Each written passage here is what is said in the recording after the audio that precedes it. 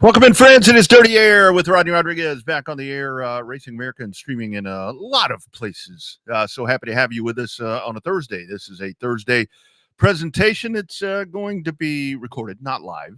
So I welcome you all in. And this is actually being done on September 11th. So as so many emotions and everything that play into this date, a little tough sometimes to put a racing program together, put any type of program together.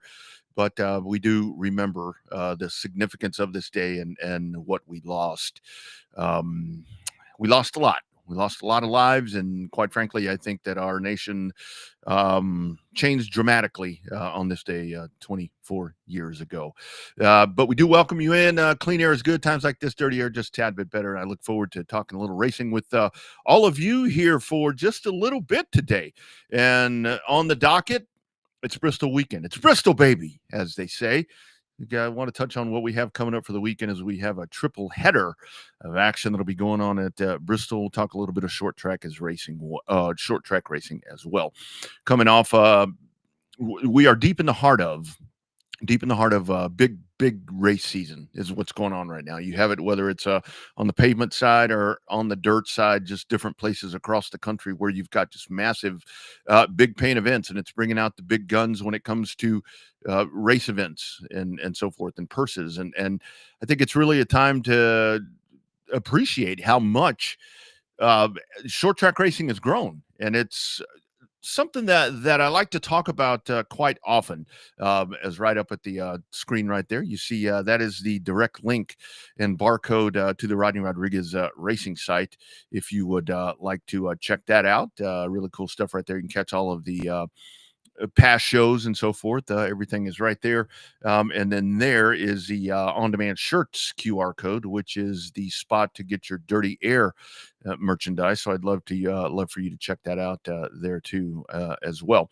But where I think we start getting into this time of year, and there's so many. We're just coming off of the World 100. Ricky Thornton Jr. winning the World 100 at Eldora, and you see the significance of that race. And I think to a lot of new race fans, it's a really big deal. But I think it's a bigger deal to a lot of we race fans that have been around longer, to where I remember, with the World 100, it was one of those things where you would read about it in Stock Car Racing magazine months after the race was already done. We didn't have everything at our fingertips. We didn't have My Race Pass apps, and we didn't have social media and X and all of the different places that were going to keep us up to date with everything. It was just a very different time back in those days. So significance of a big race like that, and a massive event like that, and for the racetrack and a sanctioning body or anybody, because we've got Winchester 400s coming up. We've got big events happening in the UARA, and of course the granddaddy of them all, if you want to call it, with short track racing. To me, the biggest race of them all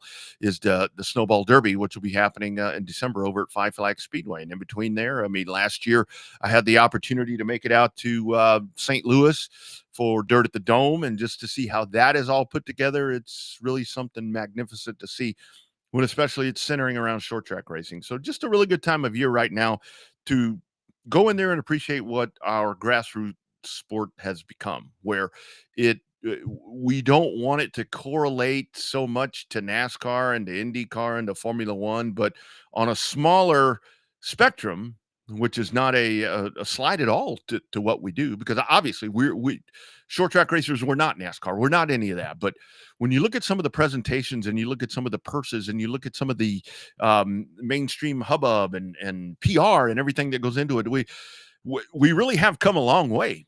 And that's where we talk about where the sport has changed so much, that our very small part of the massive North American and worldwide racing influence with short track racing has just ballooned in the last 10 to 15 years, to where these events that we talk about when we're talking about World 100s, and we're talking about asphalt and dirt track racing events, and you have Lucas Oil Dirt Late Model Series and different World of Outlaws, and High Limits Racing and ASA Stars and all of this, to where these are recognized names to a lot of people in a lot of different circles, to where in the past it would have been something where it would have been a very small circle of people that really understood what some of those acronyms and some of those things really meant. But now, across motorsports circles, people know what these regional and short track events truly are, and that just goes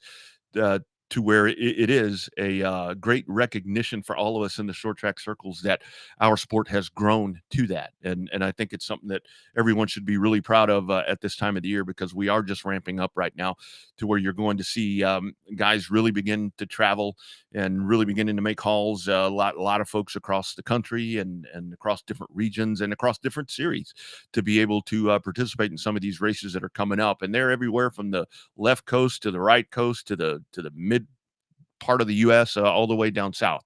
I know here in Texas is a place where, with the massive output that we have of dirt track racing, there are some really big events that are going to be happening in the state of Texas that have just come about in the last decade that are now just recognized events around the country. I mean, one of them, the Super Tech 600, used to be the Lone Star 600, and that's a very unique racing event in that there's big money on the line, but it's not a super late model race. It's not a crate late model race, not a pro late model race, not a sprint car race. It's not any of that. It's two enduros that you're going to have where you can essentially run anything conceivable, damn near, in that event and take home some big money. And it's a one-page rule book, and you have folks that are going to be coming from all over the country. I was a part of this event a couple of years ago, and it's super massive to see how many folks will travel. I sat there and I was working PA on that race, and we had folks not only from across the United States, but we had folks from different parts, from different countries that at the time came to Devil's Bowl Speedway in Mesquite to be a part of that. And now the race is moved. It's in a different spot. It's under different leadership. It's now in Petty, Texas, which is still up in the northern part of the state of Texas, which is way up there. But it will just bring massive attention and just massive entries that you're going to see to that. So many of these, if you have an opportunity, get out and catch one of these events because they truly are. We say hype events and different names like that, but these are really big events that are very unique in their own special way, to where you could probably handpick 5 or 6 of these different events and go, and you're going to get a different feel, whether it's from the fan perspective or from the spectator perspective, or if you're a vendor perspective, whatever. Everyone with a different feel, because it's usually in a different part of the country, and it's gonna give you a different experience. And that's what's so cool about these events, is that it is very much like the larger major league series, to where they travel around and they offer just lots of really unique experiences. So if you can, check out one of those. And of course, if you can't get to one of those events, I say it all the time, check out a streamer, whether it's here with Racing America, whether it's Flow, whether it's IMCA TV, well, whichever one it is, Track TV. If you can find these events, it's a very minimal investment that you're going to have to make to be able to get a real true race experience that we didn't have 15 or 20 years ago, to where you wouldn't think of being able to take in the World 100 live. Like I said, you would have to read about it afterwards in a publication. Now you can watch this stuff live, and most of these events you can do it because these streamers do magnificent jobs, not only with those races, but allowing folks like me to be able to jump on programs like Dirty Air and talk racing. So check out your short track stuff. It's right around the bend. It's big race season, and I hope that you're able to catch one of those. On Demand Shirts, the official apparel provider of the Dirty Air Racing program. You see it right there. Right there. And a beautiful polo that I wear, courtesy of my friends at On Demand Shirts in San Antonio, and it's right there, Nike. So, yeah.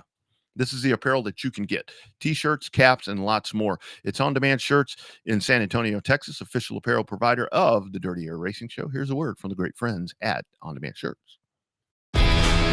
You've probably seen us all over the racing world and doing a lot of racing designs for events and race teams, but we also do a lot of stuff from small boutiques in small cities all the way up to Fortune 500 companies. Your brand deserves to be seen. We print on more than just shirts, hats, jackets, bags, and much, much more. Custom corporate branding starts here. It's Bristol Baby Weekend, and the first of the trifecta of events is Thursday night. You get the NASCAR Craftsman trucks tomorrow, the Xfinity Series, and then the Cup Series will run with the night race on Saturday. And depending where you're going to consume your information about this, you're probably going to see, well, it's not the way it used to be. Bristol, there used to be a waiting list for tickets, and it was impossible to get a seat, and so forth and so on. The detractors are going to tell you that, and that's a discussion that we could talk about for a long time because, like I was just talking about with short track stuff, it's a very different day and time to where the consumable amount of entertainment that you can find on a given weekend is vastly different than it was in 1995. Just throwing random years out because that's the first year that popped into my mind when it came to memorable night races at Bristol. There weren't all the different social opportunities. There weren't all the different social media opportunities. There weren't all the different streaming opportunities. And that, in my opinion, is one of the reasons that you see a decrease in viewership when it comes to not only racing, stock car racing, Indy car racing, whatever racing, but other than the National Football League, sports in general, because there is a general decline. Major League Baseball is down, the NBA is down. Football, college football and the NFL are the two that will extremely be unaffected by, it seems like, whatever condition that you have. And not only that, but when it comes to a night race at Bristol, when it comes to anything with a NASCAR, which you would has always been more of the southern feel for a typical NASCAR demographic, even though now that demographic has reached itself out and grown out to where it's much greater than just the southern portion. But when you look and you go and you see different ratings, whether it be streaming and television, you look and you usually do have the North Carolina, the South Carolina, those areas that are going to be the ones that are consuming the higher majority of percentages of TV viewership and so forth. But now, as we've sat and we've watched the growth of college football, and with this weekend, with the college football schedule that we have, and again, be more of the southern feel right here. When you talk about the Southeastern Conference, you've got some massive matchups that you're going to see this weekend in the Southeastern Conference. That's going to dip into the viewership of television, and that's going to dip into the viewership of racing, and that's going to dip into the viewership of anything that you may be looking. Primetime numbers are down because the growth of sports, usually football at this time of year, are where these things grow. But kind of the underlying point that I'm trying to get to with this is the Bristol night race is still one in and of itself where the track is different. There are a lot of things that have changed over the year, whether it's track configuration, obviously the car. The car is not the most conducive race car that we've had in the past when it comes to this type of racing, when it comes to short track racing. We talked about this the other night, Bobby Chaffee and I, on the Revved Up Sports Show, to where this race car, with all the faults that people have in it, it really feels like the fault of this race car is that number one, it's a little too foolproof and bulletproof. I know that a lot of times when I'm watching this car and you see a pretty massive hit on TV, and again, you don't want to see anybody take a big shot in any type of race vehicle. That's the last thing that you want to see. But when you see that, a lot of times this race car looks like a video game race car where it takes a hit and spins around and it kind of limps around and it just keeps going. And you don't really see a lot of scuffs and abrasions and dents and parts falling off. You don't have that with this car because it's not built to do that. It's built to be tough. It's built to take a shot, even though that one of the most susceptible parts of the race car is on the backside that is always seemed to getting bent. But that's a topic for another discussion. But again, where you go to with the suspension and the way the car is built and the rear end and just everything, sequential shifting and suspension and the amount of adjustments that you're able to make to this car, it's not a short track race car. This is very much a sports car. This is when folks talk about the evolution of Shane Van Gisbergen and the success that he's had on road courses and his past, in supercars. Well, the guy was a supercar champion and he drove a sports car, and this car is very much like what he is accustomed to. And he's winning on racetracks that are very much like what he is accustomed to. So all of that makes a lot of sense right there. But what you're going to have, the storylines on Saturday night are going to be: do you get a race that's somewhat exciting in the sense where, I'm assuming when folks say they want excitement, they want caution, they want wheel to wheel racing, they probably want people getting pissed off, and you want a little bit of drama. even though that the little bit of drama is going to, rub people the wrong way depending on who's involved. So I think those are really the elements that you're looking for, and you want multi-groove racing, which I don't necessarily think that you're going to see that because you haven't seen it at Bristol. I did see on X today that they are going to apply some of the sticky stuff onto the racetrack at some point this weekend. It may be today, I don't know, before the truck race, but maybe that's going to magnify that a little bit. And then, of course, the other story as well, this is a cutoff race for the round one of the playoffs, and it seems to be pretty evident on who's going to be in and who's going to be out. The first round usually is, unless you have somebody that sneaks up and steals this. And I think that there are drivers in this race that could, be a spoiler, somebody that's not in the playoffs, but none of that really factors in. So I think what we're looking for, hopefully at Bristol throughout the weekend, we know we're going to get it in the Xfinity Series because, in my opinion, that's the best race car that you have. That's the best competition. That's where these drivers truly seem to be really apt to going wheel to wheel and giving us what we want. But I think what you want out of the Cup races, you do want a little bit of that. You don't want it to be fuel mileage, which is really hard on a short track.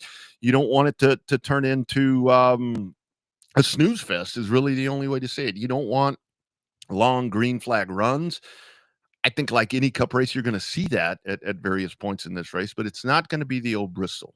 And that's really what I'm trying to tell you guys is it's not the old Bristol. It's not that version of race car. It's not that version of driver. It's not that version of NASCAR. It's a very different day and time of what we're watching. And the main factor is the car.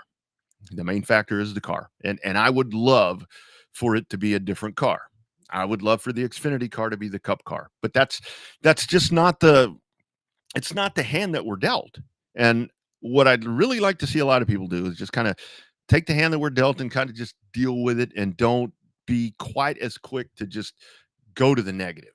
But that's really what we see across the board in the sport. And this goes back to the short track stuff where you can any given Sunday, any given Saturday or Sunday, you're going to open up your social media and it's going to be that something drastic or something that at the end of the world happened at a racetrack when it's probably pretty minute. But that just seems to be the direction that we go. And we need to be better about that. All of us, and myself included. I'm talking about when I'm doing programs like this, I need to be not so fast to be going down this road because all too often I do that. But it's because that is the redundant theme that we see. So different day and time.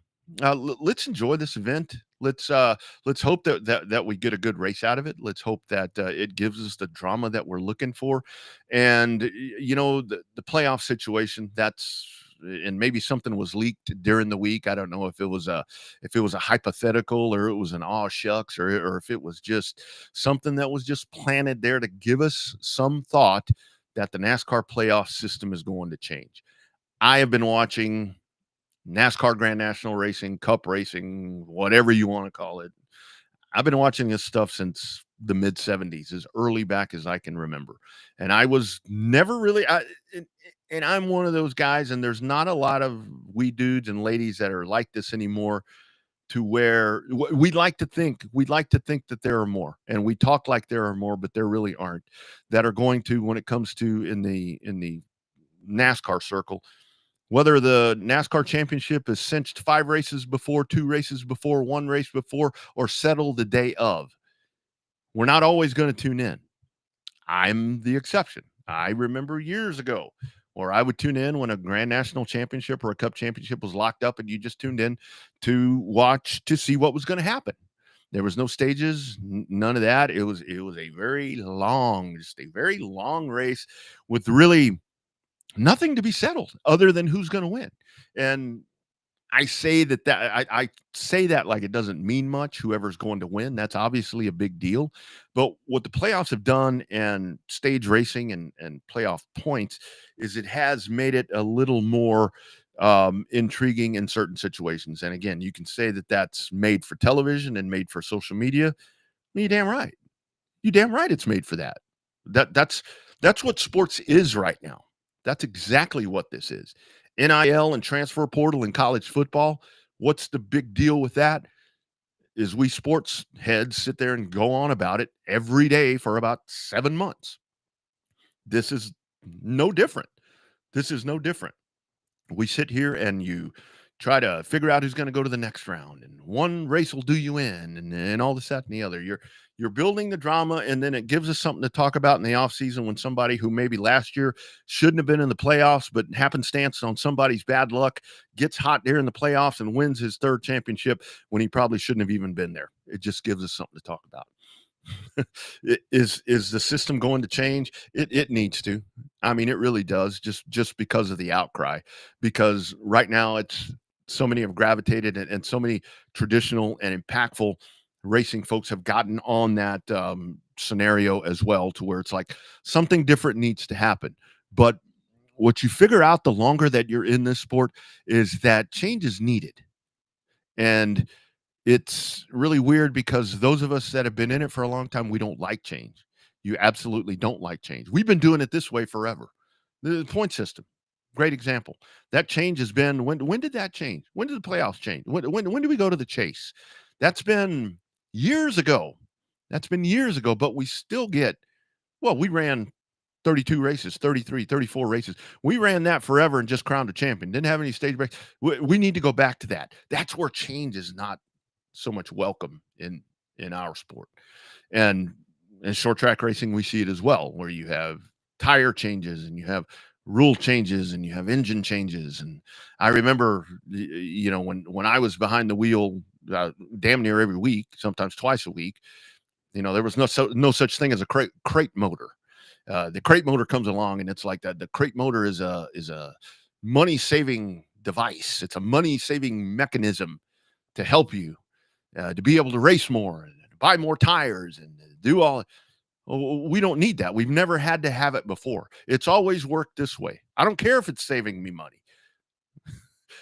That's just what we do. That's the way we're programmed, and that's a lot of this.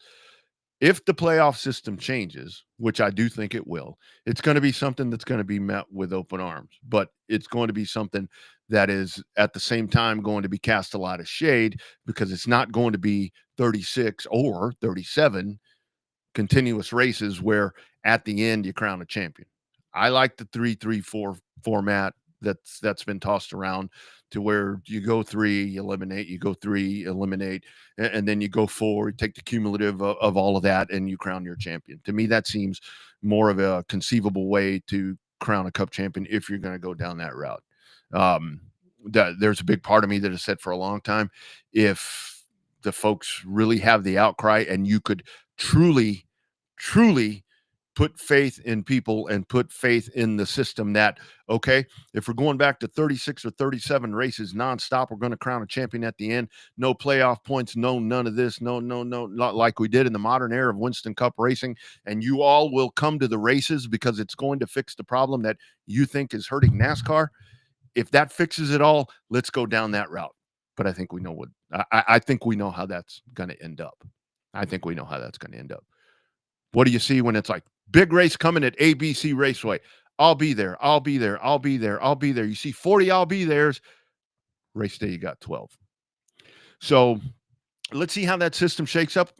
If you just go week by week at this point, and you hope that you get a good Bristol race, and you hope that you get some semblance of what Bristol used to be, and you do. I hope we get drama. I hope guys get, obviously you don't want anybody hurt, but you want guys roughing each other up. I miss that part. I truly miss that part as a short track fan, where you miss, some people get a little hyperbolic and get a little out of control with some of that stuff. And there is a fine line right there. I see some of the dirt track stuff that's going on, and it's like, you're not looking brave. You're looking like an ass. You're looking like an ass. You're making the sport look bad. You're making all of us look bad. Quit giving in to the stereotype. We don't need that. We need drama. We need excitement, and we need something that's going to get people to tune in the next week, because that's all in all what short track, Grand National, Winston Cup, Nextel Cup, Xfinity, Busch, Formula One, IndyCar, all of them. This is what we need. Supercross is what we need. We need eyes on this stuff watching us. So I hope that you'll tune in and check that race out. And I do. Thank you very much for being a part of Dirty Air with me. Again, Dirty Air with Rodney Rodriguez. It's been a pleasure being with you. Be sure and like and subscribe to the YouTube channel if you get an opportunity, as well as the Facebook page, and check back next week. Break it down the Bristol race. We'll delve back into the world of short track racing. and I'll probably find something else to be pissed off about or disgusted about. That's just what we do. Clean air is good. Times like this, dirty air is just a tad bit better. From deep in the heart of Texas, I tell you, hook 'em horns and enjoy your weekend. See you next time on Dirty Air.